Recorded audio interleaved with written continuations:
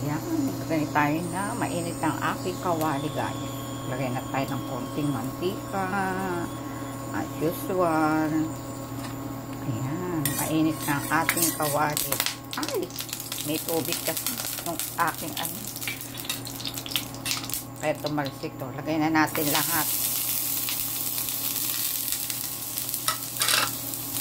Ayan. Pinagsabay-sabay na ang bawang, sibuyas, konting luya. Hindi naman malalalasakin yun. Para tanggal lang ang go ng corned beef natin. Ayan. Tapos lalagyan na natin yung ating pinakasahog corned beef.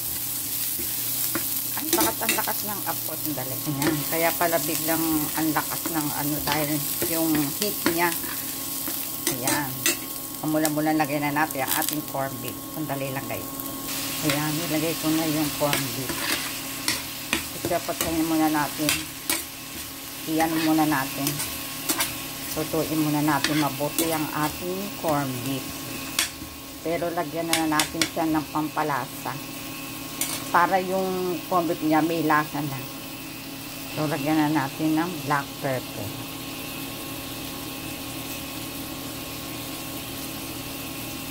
Ayan. Lagyan na natin ng konting salt. Lagyan natin ng konting pampalasa. Alam niyo na kung ano yun. Ayan, para malinamnam. Yun. At saka na natin haluin guys. Ayan. Yung maano na yung ating corned beef. Luto na siya.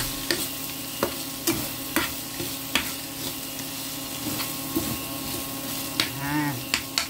Lagay na natin ang ating tomato sauce. Yun. Yummy, yummy guys. Haluin na natin. Yun. Hintayin na natin ngayon. Maluto. Ganyan lang kadali. Pag sinipag. Pero minsan pag tinatamad na, ay eto, sinipag ako. Tsaka inisip ko kaysa naman gagastos pa ako ng pangmerienda. So, nagluto na ako. Eh, meron naman tomato sauce. Tsaka may corned beef. So, maglalaga na lang ako ng noodles. Diba? Ayan ang ating spaghetti.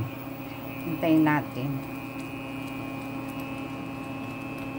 At siyempre, para mag-blend, lagyan natin ng konting asukal. Isang kutsarang asukal. Para magbe-blend siya ng yung asim, tamis, at alat. Ganon.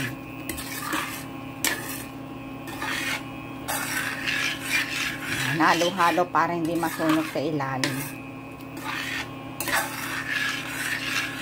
Pero kailangan lagyan natin ng konting tubig. Pero dati hindi ako naglalagay. Pero ngayon para hindi siya masyado masunog. Konti lang naman. Yun, ganun lang. Ganun lang kakonti. Halo-halo. Tapos hintayin na natin maluto guys. O paano guys? Pagluto na to, magluluto na ako ng noodles, ng spaghetti. Kailangan lutuin mabuti. Ay, at saka ang technique pa para hindi kagad mapanis guys. Dali. Yan. Naglalagay ako ng konting suka. Yun. Para hindi siya kagad mapanis. Halo-haloin lang. Hintayin na natin ano yan, maluto kagad. O paano guys? Bye! Ganyan lang. Pagluluto ng sauce ng spaghetti.